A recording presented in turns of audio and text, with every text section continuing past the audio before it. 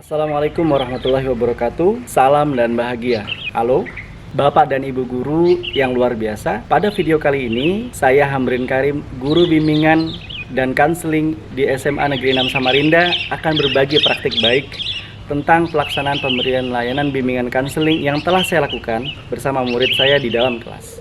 Praktik baik yang saya lakukan yaitu pada bidang layanan peminatan dan perencanaan individual dengan topik pemantapan pilihan jurusan kuliah dengan menggunakan asesmen rencana pendidikan setelah lulus SMA. Dalam kegiatan pemberian layanan kali ini akan mengkombinasikan antara asesmen pembelajaran dan pembelajaran berdiferensiasi. Kegiatan ini dirancang untuk membantu siswa dalam memilih jurusan yang sesuai dengan minatnya, kemudian memahami jalur pendaftaran kuliah yang tersedia. Siswa kelas 11 yang telah melakukan pemilihan mata pelajaran pilihan dalam rangka persiapan pendidikan lanjutnya di kelas 12 nanti, sebagian besar dari mereka menghadapi kebingungan dalam memilih jurusan kuliah nantinya. Beberapa siswa mungkin merasa bingung karena belum sepenuhnya memahami jalur studinya yang akan mereka tempuh nantinya. Untuk mengatasi tantangan ini, saya memutuskan untuk menggunakan asesmen rencana pendidikan setelah lulus SMA sebagai alat untuk mengukur pemahaman siswa tentang memilih jurusan kuliah yang sesuai dengan minatnya serta berbagai jalur pendaftaran kuliah yang tersedia. Tantangan utama yang dihadapi adalah kebingungan siswa dalam memahami berbagai jalur yang dapat mereka pilih setelah lulus SMA. Beberapa siswa mungkin tidak memiliki cukup informasi atau pemahaman yang jelas tentang jalur pendaftaran kuliah ini, seperti melanjutkan kuliah dengan seleksi nilai rapot dan prestasi, kemudian apakah mengikuti tes tertulis atau yang kita kenal dengan seleksi nasional berdasarkan tes atau SNBT, kemudian seleksi secara mandiri oleh PTN. Di samping itu pula ada juga yang namanya ikatan dinas. Nah, kemudian ada beberapa sebagian kecil siswa juga yang mungkin tidak langsung kuliah setelah lulus SMA, tapi mereka memilih untuk langsung memasuki dunia kerja. Untuk mengatasi hal tersebut, maka saya bekerja sama atau meminta salah satu jam pelajaran dari guru mata pelajaran yang kebetulan sedang tidak hadir, maka saya masuk ke dalam kelas untuk memberikan layanan informasi tersebut. Assalamualaikum warahmatullahi wabarakatuh. Assalamualaikum warahmatullahi wabarakatuh. Langkah pertama adalah memberikan asesmen awal kepada siswa. Asesmen ini bertujuan untuk mengukur pemahaman mereka terhadap berbagai jalur kuliah yang tersedia. Siswa diminta untuk menunjukkan pilihan mereka, apakah mereka mau kuliah, tidak kuliah, atau langsung bekerja. Kemudian jika mereka memilih untuk kuliah, maka jalur apa yang nantinya akan mereka pilih? Apakah itu jalur rapot, jalur ujian tulis, ikatan dinas, atau nanti mereka langsung kerja. Kemudian kami sampaikan hasil dari isian asesmen mereka tersebut. Dari asesmen yang telah dikumpulkan, didapatkan bahwa ada 30 responden yang sudah mengisi asesmen, kemudian ada 73,3% yang memilih kuliah, kemudian 26,7% yang memilih langsung bekerja. Lalu jalur kuliah yang mereka pilih adalah dari jalur rapot ada 45,5%, ujian tulis 27,3%, jalur ikatan dinas 27,3%.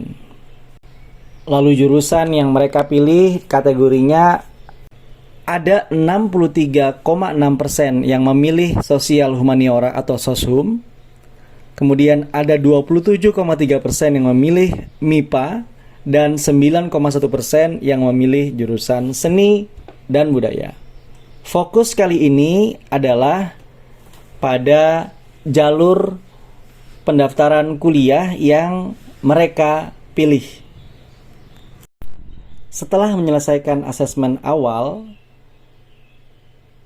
dari hasil asesmen tersebut kami membagi siswa menjadi 4 kelompok berdasarkan pilihan pendidikan lanjut mereka, yaitu kelompok siswa yang memilih kuliah melalui jalur rapot, kemudian kelompok siswa yang memilih jalur ujian tulis, siswa yang memilih ikatan dinas, dan siswa yang langsung kerja.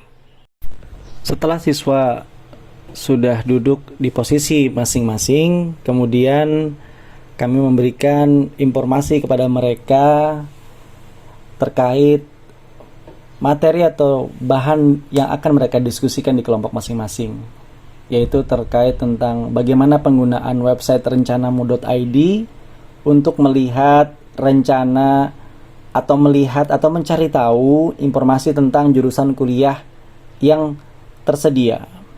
Lalu informasi berikutnya yang kami berikan adalah tentang website resmi dari SNPMB untuk mereka dapat memahami jalur-jalur perkuliahan yang tersedia, baik itu jalur rapot atau SNBP dan kemudian jalur ujian tulis atau SNBT. Terakhir, kami juga menyampaikan tentang jalur ikatan dinas dan juga bagaimana mengarahkan siswa yang memilih untuk langsung bekerja setelah lulus SMA untuk mencari tahu tentang lembaga balai latihan kerja untuk membekali mereka dengan keterampilan. Setelah siswa menerima semua informasi, saya minta setiap kelompok mendiskusikan informasi yang telah disampaikan. Kemudian mereka dapat bertukar pendapat, berbagi pengetahuan, dan mengajukan pertanyaan-pertanyaan yang mungkin terlintas di benak mereka. Dalam diskusi ini, mereka diminta untuk menyebutkan nama jurusan yang akan mereka pilih nantinya, alasannya, dan target atau profesi yang akan mereka pilih nantinya setelah dinyatakan lulus. Setiap kelompok diundang untuk mempresentasikan hasil diskusinya. Hal ini memberikan siswa kesempatan untuk berbicara dan berbagi pemikirannya dengan teman sekelasnya. Jurusan Ekonomi dan Bisnis di Universitas Norman. Alasan saya mengambil Ekonomi dan Bisnis ini karena sesuai dengan passion saya dan mata pelajaran yang saya pilih. Oke, terima kasih pertama. Yuk, silakan. Kalau saya kan mau langsung bekerja, saya mau bekerja di PT Pertamina Balikpapan. Kerjanya di bidang teknisi. Alasannya tuh karena mau cepat bantu orang tua, terus kalian cari pengalaman dulu. Oke, siap, pertama. Saya Pak. Ya, silakan. Ya, jadi kami dari Ikatan Dinas mau mengambil itu IPDN. Alasan kami mau ambil IPDN itu karena tertarik pada metodenya dan juga kami bisa pengen jadi PNS ataupun ASN. Oke, siap, pertama. Saya mengambil jurusan hukum di Universitas Gadjah Mada. Alasannya karena saya tertarik dengan hukum dan politik. Saya juga udah beberapa kali mengikuti perlombaan terkait dengan hukum seperti lomba sadar hukum dan lomba debat yang berkaitan dengan hukum, sehingga saya semakin tertarik untuk mempelajari hukum. Dan saya juga merasa bahwa hukum itu harus terjadi sama ini. Luar biasa. Sesi refleksi merupakan langkah penting dalam pemberian layanan informasi ini.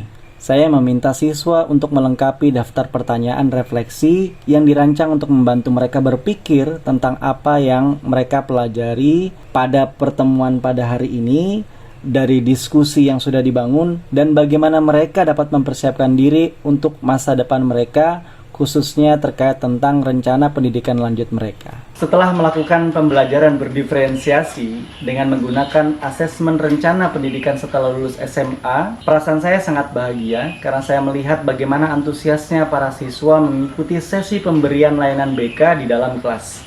Hasil yang didapat, siswa semakin mantap dan siap dalam memilih jurusan kuliah sesuai dengan minatnya. Kemudian, siswa juga bisa mengetahui jalur pendaftaran kuliah mana yang akan dipilih nantinya, serta lebih awal mereka dalam mempersiapkan segala persyaratan yang dibutuhkan nantinya. Kedepannya, saya akan terus melaksanakan inovasi pemberian layanan BK, baik di dalam kelas ataupun melalui grup WhatsApp yang sudah kita bangun dan kita siapkan dengan siswa, sehingga sosok profil pelajar Pancasila dapat tercipta. Terima kasih, salam dan bahagia.